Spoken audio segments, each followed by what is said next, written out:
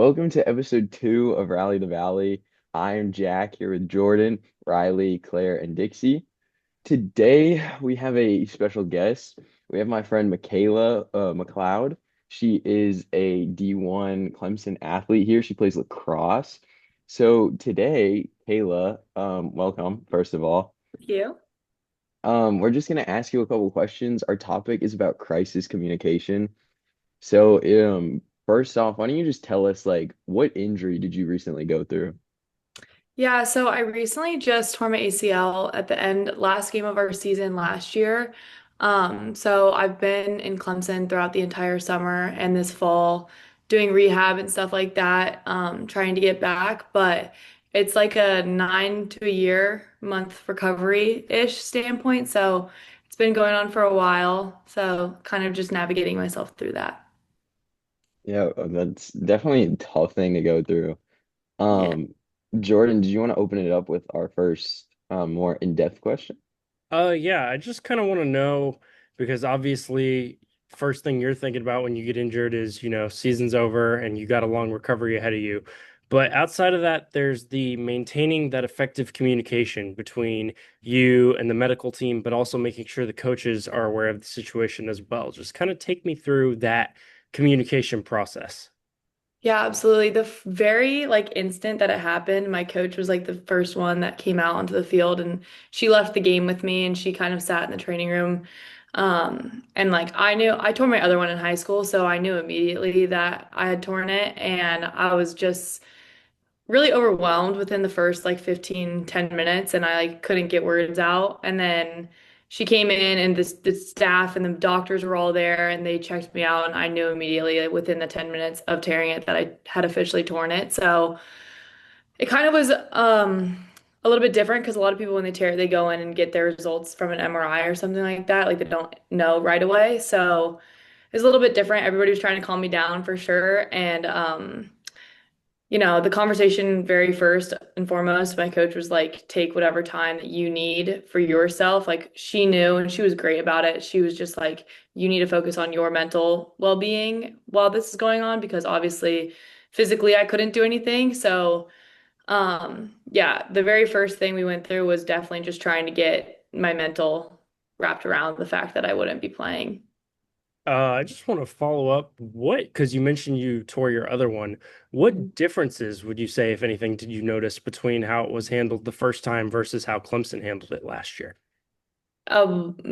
So night and day. Like it's not even comparable. I tore my other one my freshman year of high school.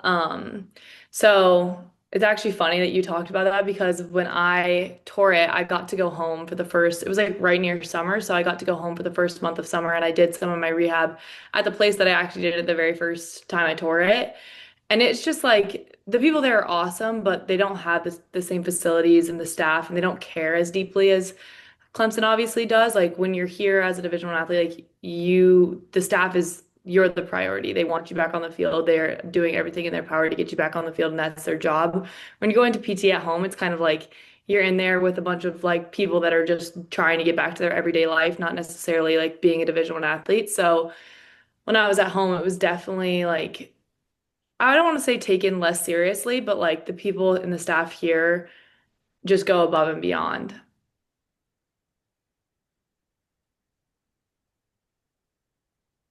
That's awesome to hear. I'll go ahead and ask a few questions on kind of surrounding that.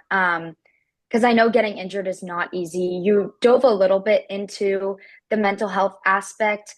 What was the main thing that got you through that when it came to mental health? I know coaches try to prioritize that, but for you personally, what was like the number one thing you focused on during that? Yeah, so we have a great sports psychiatrist here that I go to every Tuesday, and I'll tell everybody that she's awesome. She's helped me a bunch, but I think the main thing, I think throughout this entire process, my coaches have been really impressed with how I have been handling it mentally, just because I honestly don't let it affect me very much. And the reason that is my mom actually when she came in like the instant I tore it, my coach was bawling, my athletic trainer was bawling, I was bawling, and my mom walked in and didn't have a tear on her face, and I was like, really? Like, why are you not upset? And she was like, because you've gotten through this before. I'm like, I've seen you come out on the other side and you're at Clemson playing sports and you've gotten through the first one. So I think when that kind of hit me and my mom wasn't like worried for me, I was like, okay, like I have no reason to be worried. I have done this. And like there's so many other girls on my team that have torn their ACL that have been back and are playing already. So it's like, I have nothing to worry about. And with the facilities that we have here, like the psychiatrist I brought up, like I go in and do, even if I don't have anything to talk about, honestly, I rarely talk about lacrosse with her. It's just like other stuff or like not even injury related, but like I'll go in 5 minutes of lacrosse tops and like I'll just vent it out and then that's it. And I don't have to worry about it for the rest of the week when I'm by myself. So, you're talking about your recovery process, and this seems to happen, you said last year, into last season. Yeah, I tore it in April of 2025. Okay, awesome. Not awesome. No, you're good. I get Sorry. it. Okay, okay, but I understand what you're saying. So where are you at now in that process of recovery? Because I know you said that that was kind of a lengthy process. So I actually just did my 6 month strength testing yesterday and had my doctor's appointment yesterday. So I'm at the 6 month mark, like I said. So that puts me at 9 months being January, which is our preseason. So hopefully if everything goes to plan, like it's gone to plan the past 6 months, I'm on track to be back for the this upcoming season, which is awesome because I mean most of the time it takes a lot longer, especially when you're coming back to a Division One sport. Um, but yeah, it's honestly flying by. Like I thought it was gonna be like a lot more dreaded, but like every week you just go in and my strength trainer and my physical therapist do a really good job of like every week is something different. So like I'll accomplish something one week and then I'll go into the next week and it's like I'm leveling up almost. It's like a game to me. So it's like it's awesome because it doesn't seem that long. So honestly, the 6 months have flown by. That's awesome. Yeah, that's really good. I had a question, on like a broader, I guess, view or perspective. I just want to like kind of know like how is the communication experience for you between like athletes, like you as an athlete and your teammates as athletes and other sectors within like Clemson sports and sports in general. Like you have like media teams, you have support staff, you have different trainers and stuff. Like how would you say your perspective is just like your experience through it, or if you know other athletes at other schools, or even just compared to like a professional level, like what would you say that looks like for you? Yeah, so actually the week after I tore it, I got named captain. And so the Congratulations. thank you, but it was like that was one of the hardest things for me, I think, being out because the way that I know that I have leadership qualities on the field. Like I'm very much when I'm playing or like my work ethic, like it stands out on the field, but I'm not the best off the field. So like that's something that being injured has really helped me with is like being able to engage with my teammates one-on-one outside of practice or like not in a lacrosse setting. And I think that that makes them respect me that much more when I'm there and like trying to help them when I'm not even like playing with them, if that makes sense. And then it's actually funny because I wasn't supposed to say anything. I didn't know this, but I wasn't supposed to like tell people that I had torn my ACL. And I posted a TikTok the like literally the day after I found out. And my one of my coaches was like, dude, like we were going into ACC play. So we had our tournament play the next week. And my coach was like, dude, like you told everybody that you're out. I was like, ooh, sorry. Sorry Have to about that. speak it But like down. yeah, he was like, "Ooh, why would you do that?" And I was like, Mhm. I wasn't thinking, Yeah. but I guess Hmm. like a lot of other sports and like it gives them their game plan, like helps teams out a little bit, which I should have paid attention to. But um, Yeah. yeah, I think it's been something that's definitely been challenging for me, but it's also like a very big positive because I think when I do come back to playing, it will really help me. That's a really good way to look at it. I like that. Oh my gosh, that's so crazy too. I feel like I would definitely like accidentally post something like that and be like, Yeah. oops, No, that's like literally, he brought me to his office. I was like, sorry. oh my I God. kind of had a question like on the topic of like TikTok and Instagram, stuff like that. How has like the content you've posted or like your persona on social media, has that had to change since becoming a collegiate athlete, or have you kind of kept it the same? Because I know it's hard to be authentic when you kind of represent something, Yeah. bigger than yourself and like a big program like Clemson lacrosse. So I was just curious about that. Yeah, I love posting on social media. I love posting on TikTok and Instagram and things like that. And that has honestly been like my coaches know me as this type of player, but like I'm very much myself when I'm on on the field. Like I'll say it right now, like I swear a lot, and that's something like brands don't necessarily like love. Like it's not really looked at in the best way. So that's definitely been something that I've had to like when I'm posting on social media, like stay away from. But like on the field, my coaches are like, I'm not saying that they condone it, but like they're like, okay, like, but when you're posting, absolutely, because it's something like the standard has to be upheld. And when you think about it, like all the little girls that are watching you, like we run camps and I've run the camp since I was a freshman here. So it's like when you actually get to engage with those little girls and they're like looking at you and talking to you, it's like, okay, like there are a bunch of eyes. I know like the coaches say all the time, like there's people looking at you, but it's like when you think about it, it's like who's actually watching? And then you meet the little girls and it's like, okay, there's a bunch of like the next generation is actually all watching. So, and brands for that matter. Like I just signed an NIL deal with one of the brands and in the contract it was literally like don't swear and like don't Yeah. post like explicit content on social media. So it's like, yes, I think keeping the authenticity without, damaging the Clemson brand and like our team brand, I think that's Mhm. definitely something that's had to change for me. Mhm. I want to go back to your injury just real quick, because when it happened, obviously you're panicked, you're thinking the worst. When you find out it's something you've already experienced before, how did that kind of make it easier to deal with?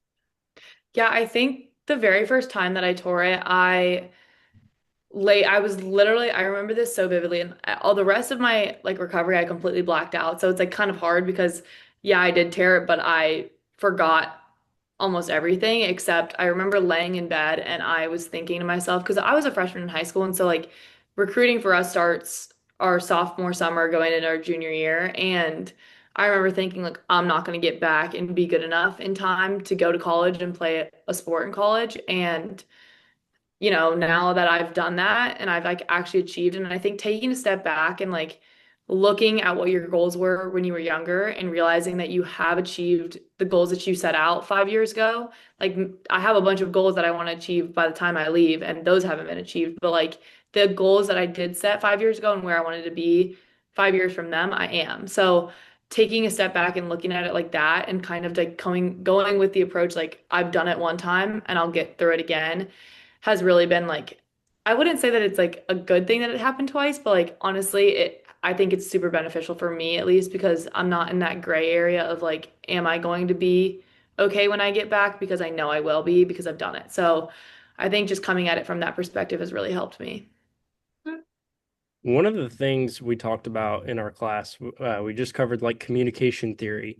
And I forget what the name of the specific one was, but it was basically teams have the right to disclose certain information about like injuries, stuff going Mhm. on within the team, stuff like that. What was the approach taken when you were injured by the team? Were they quick to disclose that, you have a significant injury, you're done for the season, and you're going to be out possibly maybe into next? Or was it, we're keeping this hush hush and she'll be fine? Aside from the TikTok. Yeah, What was the original plan on yeah, that? the original plan that I didn't know about was not to keep it hush hush, but like don't disclose it right away because I think if it was like the regular season games, it would have been different. But since we were going into ACC play and our first game was against Duke, a team that we had lost to in the season, I think the goal for that was, you know, keep it quiet so that when they get out there, they don't know that I'm gone. And at the end of the day, any team can watch the game that I got her in and like realize for themselves that it happened. Um, Maybe not an ACL, but like they knew that I was hurt. So any team that we were playing theoretically should have known already. But I think from our coach's perspective, it kind of helps in a way if, one of the leading players gets hurt and the other team doesn't know. And then it's just like their whole goal and what they're practicing all week at practice is to face guard me. And then I'm not there. Like that screws them up. So I think being hush hush was definitely like kind of the approach at first. And then I kind of screwed it up. So Yeah, I kind of had a question like back to once again back to the injury, but how have you been able to communicate and like impact with your teammates? Because you guys just started fall ball, right? Yeah. So like how have you been able to communicate impact to like your teammates when right now you're injured and so you can't participate in this kind of like preseason fall ball stuff? Mhm. I've been working on this a little bit the past couple of weeks, and it's like it's a learning period, I think, for everybody. But I our practices start at 8 a.m. So when I come into PT, it's like I have runs every single day, or like I have runs Monday, Wednesday, Friday, and then PT every single day. So trying to figure out a time when I'm running, like those are technically built into the practice, but if I want to be present at practice and like encouraging my teammates and talking to my teammates, I have to do what I need to do before and get that done. So showing up early, getting what I need to do done, and then being out on the field so I can be into the in the lessons and in the certain drills where I need to know when I come back and like, helping the younger girls that are in my spot since I've done the drills before and like seen the plays helping those girls understand what like the right thing to do in those instances is just like being in their ear and little things and obviously like uplifting. I'm a very uplifting player. I feel like I the biggest thing I do is I'm just loud. I'm loud and energetic and I feel like that is like the biggest thing I can do whether I'm hurt or whether I'm on the field, is like I can do that from the sidelines. So I think just being present and knowing that they're here if I need to answer a question and they have something they want to know, I'm right there for them to ask. Yeah. And a little bit of a follow-up to that. Do you think also like being an upperclassman that is a captain, do you think there's a little bit more like weight on your shoulders since you just got named captain as well? Yeah, absolutely. I think that we have other injured girls, and I think that there is a little bit more pressure on me to be present because it is very isolating. Like there's definitely times where you're doing your PT and the rest of the team is doing a drill and like technically everybody in the years past has done their PT and everything during the practice. So it is like PT practice going on at the same time. So it's kind of been a little bit of a learning curve where they've come up to me and be like, "Hey, like, you need to get this done before so that you can be at practice and talk to people." So I think the standard is just a little bit different, just being a captain and being an upperclassman, in a spot that they need filled. Like they need somebody to step up and play that spot on the field. So I think there definitely is a little bit more pressure trying to get people, to hear me and be there and, just be present because at the end of the day, like that's the biggest thing is being captain is like having the team respect you. And especially like I know all of the returners, like I've already earned their respect by my work ethic and, playing with them. But the freshmen, they've never played with me. So it's like I have to earn their respect from my work ethic at PT or like things that I say on the field or helping them out. Like there's definitely a two-way street. Like respect isn't just given, like it's earned. So I think being there and, trying to gain their respect is definitely a little bit harder, being injured on the side. Yeah, definitely. That makes a lot of sense. Well, I think that is all the questions we have for you today. I appreciate you coming on, giving us your Of time. course. Yes, I Thank thank you you, hope, so Makayla. much. yeah, thank Thank you. you. Thank you. Yeah, of course, guys. Best of luck this season. Thank you. Yes, Yes, good luck. Thank you so Yeah. Yay. much. You I'll guys be have to following come you to on the game. TikTok forever. Oh, we'll be there. We'll be at a Yeah. game. Thank you guys. Thank you. Am I good to leave? I don't want to just like. No, Yeah, you're you're good. good. Okay. Bye. Oh, that was a fun Alrighty. conversation. I I love her. think she's great. I think that it's kind of funny that she almost let us into some of the stuff we were already planning on talking about. Like Jordan, you Yeah. mentioned with the communication theory of how she like accidentally Mhm. disclosed her injury. Yeah. I think that that's like one of the Yeah. biggest things, like Mhm. especially since we already talked about it in class. But Jordan, I was literally gonna ask the same exact question you did at following that. I was like, oh my God, I was like, if I can't like ask it, like I hope someone does. Like I was gonna try to like jump in, but like you like worded it in such a good way. But that was like perfect. Like she was really good. Thank you, Well, Jack. I just thought it was Yeah, of interesting to course. ask because, I mean, we had just talked about it, like how teams don't disclose Mhm. injuries because And they that was have the like our right group not to. too. I Literally, was our trying to group just had that. And right so I before was the Zoom like, call, I was trying to look up the name, but I was like, I like had nothing. I couldn't find it in my notes. I was like, I have nothing. I don't know what it's it's called. it's like communication privacy management or something Yeah. like that. Yeah. I thought it was I like didn't want to get it wrong in front of postmodern her and seem privacy. stupid. Yeah. Yeah, that was I think it's good. also funny that because she also kind of dove into it kind of led into like the social media aspect of it and like her on TikTok and then me asking her like how is like the content you like post, like how has it changed? But I think it's funny because we also on Monday or last week talked about being authentic like on social media and how that's like Yeah. a really hard balance when you like represent a bigger organization. So I think Mhm. it's kind of funny that those went hand in hand for her. And I also think it's really cool that she's still able to like be her true self Mhm. when she's posting stuff, while also like I think it's really cool she mentioned like she sees herself as a role model to those younger girls, which is Mhm. so awesome. Yeah. I think like honestly too, I feel like just like I mean I never met her in person, but like I like seen her social media, especially like leading up to this interview and like this podcast episode. And I was like she seems like genuinely like authentic. Like genuinely just like she seems like she said she's like a loud person, but like I liked her a lot. I think that she did a good job like answering all the questions. So I think she was a great guest. She was like awesome. No, Yeah. definitely. From literally the first moment I met her, she like was just like that. She was authentic. She Mhm. was this massive like personality in like such a good Yeah. way. So yeah, hmm she's great. I think that's good. I could see her being like a really good leader too, like on like the cross team where she said she's a captain too. I could feel like I could like definitely see that. I feel like that definitely like shows through. And shout out I Dixie also giving us the Instagram oh highlight. that was so awkward. I was like, oh, that's cut it, guys. But no, I actually am really glad she brought that up because I also like working with some of the social media in Clemson. I know it's a huge thing for them. She was talking Yeah. about keeping like her personality and like being herself, but also like having the balance between like she knows like there's kids watching, like there's hmm NIL going on, and there's like so many rules that come with that. And I think that's like something I kind of wish almost that we got a little bit more into it, although hmm I don't think it went along with our topic as much.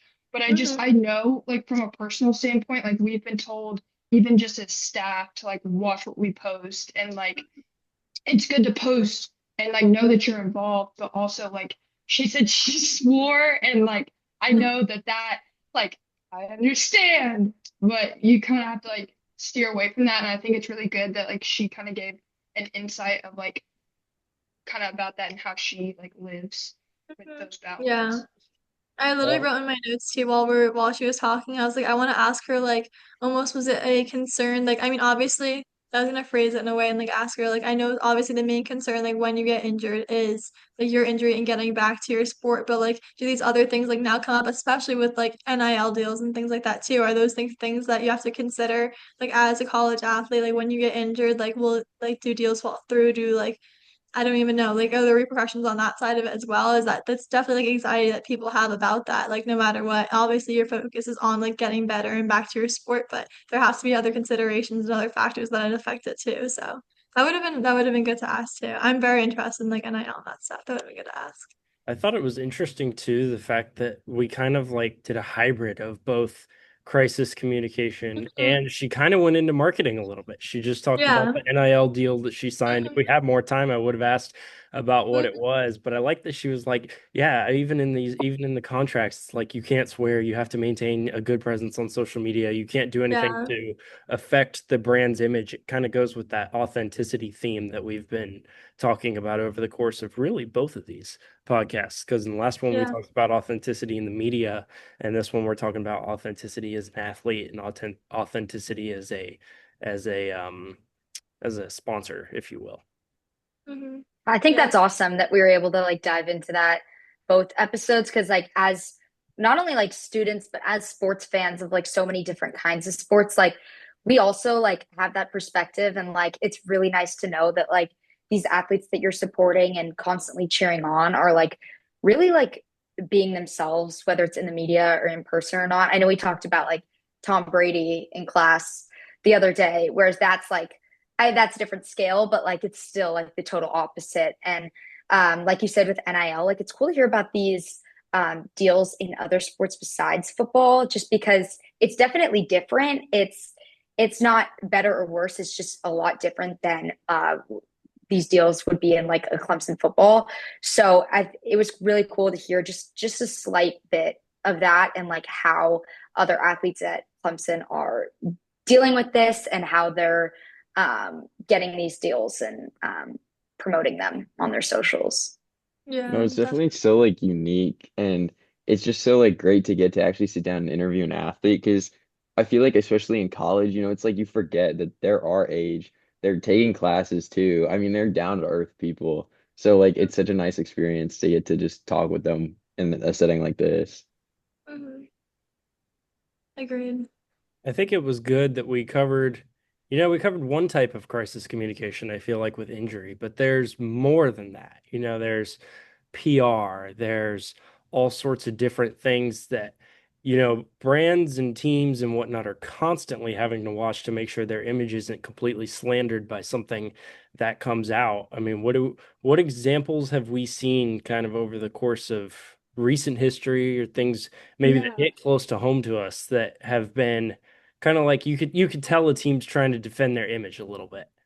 Yeah, so I actually have an example that I was actually talking to my dad about it earlier today. And it kind of goes away from the whole like straight athletes. It's in sports, but it was actually back, I think, in the 80s. And I honestly couldn't tell you what team it was, but there was a huge earthquake during the World Series. You can't quote me on like when this was, but apparently they had to bring the fans down onto the field. And like when we talk about crisis communication, like you just have to think about like how did they get like the fans? How did they have the staff to get the fans like down onto the field?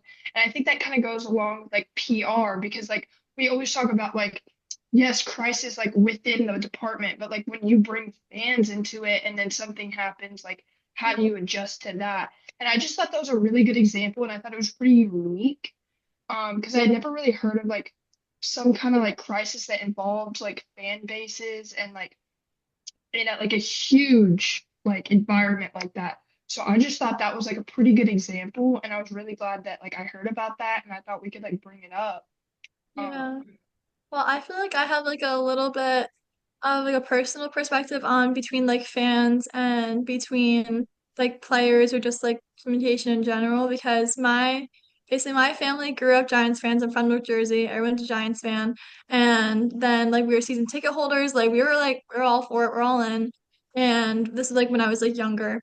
And then like OBJ was on the team, and my like family didn't really like him. He was like pretending to pee like a dog, like after like celebrating a touchdown and stuff. And I have like brothers who were like 6 and 8, and then they would like want to do that. My parents were like, nope, we're not having this. And then like they also like had trouble with their season tickets and stuff. And like the Giants Corporation, not to be mean to them, but they weren't very nice in their email exchanges and everything. And that ended up ending the generational fandom with my family. And we all ended up going, that's how I'm a Bills fan now. Go Bills. But that's how I ended up becoming a Bills fan because we all split up and chose different corporations. Now we buy their merch, we watch their games, we go to their games, we buy tickets, everything. We follow all their other these other teams on social media aside from the Giants now because honestly, they didn't do a good job in trying to maybe help or communicate or cover their different communities that they want to adhere to. I don't know if they ended up even finding him. They might have. I probably should have looked that up right before we started, but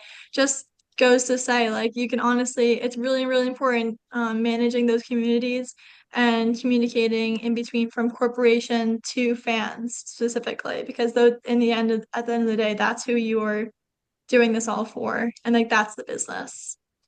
Yeah, That's a really good example of like a personal experience.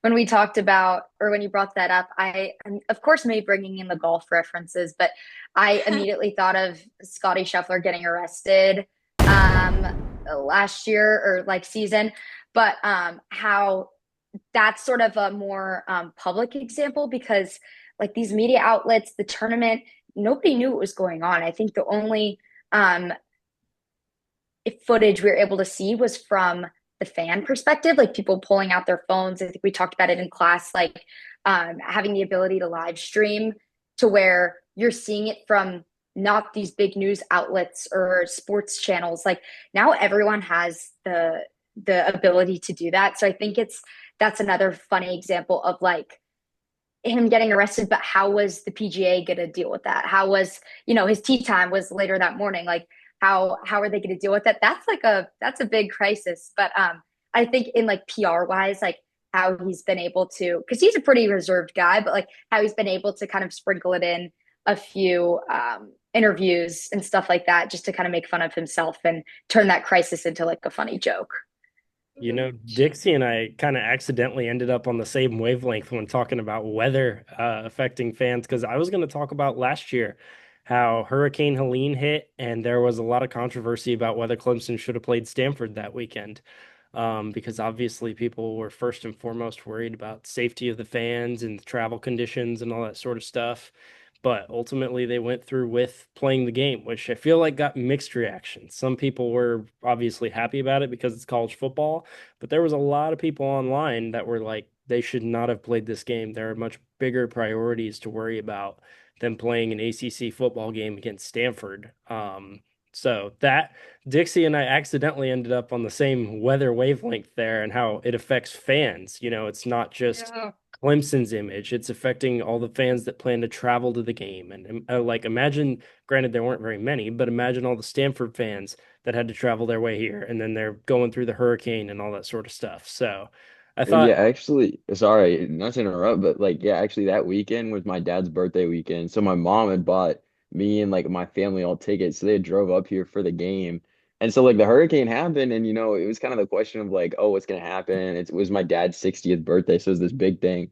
So it's like, yeah, internally it was like, okay, good, like this is happening. I get to see my family. We get to have like some fun. But yeah, and then you think about the fact that some people's houses just got destroyed. So it's definitely this weird split of like, oh, it felt good to go out there and get to watch a football game, but also it's like I feel a little bit guilty because I know Yeah. like what some people are going through. So yeah, definitely that was definitely a strange time here in Yeah. Clemson.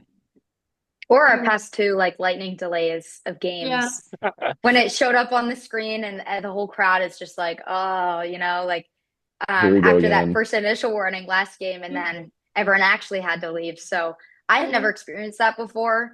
Um, there's not many rainstorms, lightning storms, any of that back home. So I was kind of just like, what's going on? I mean, I feel like Clemson did a pretty good job of um, communicating when the game would be on, but it's also hard because, like we said, with weather, like you never Yeah. know.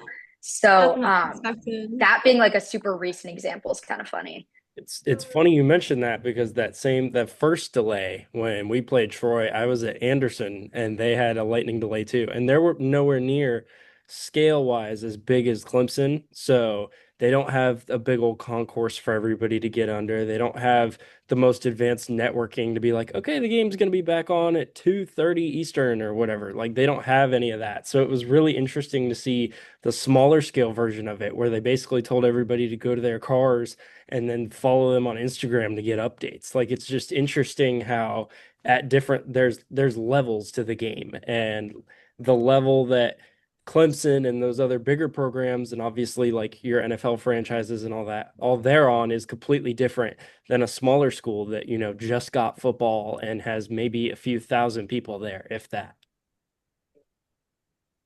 Yeah, I just think it's like crazy to see like how different you can go like when it comes to problems and things like different situations in sports. Like shout out Scotty for getting arrested.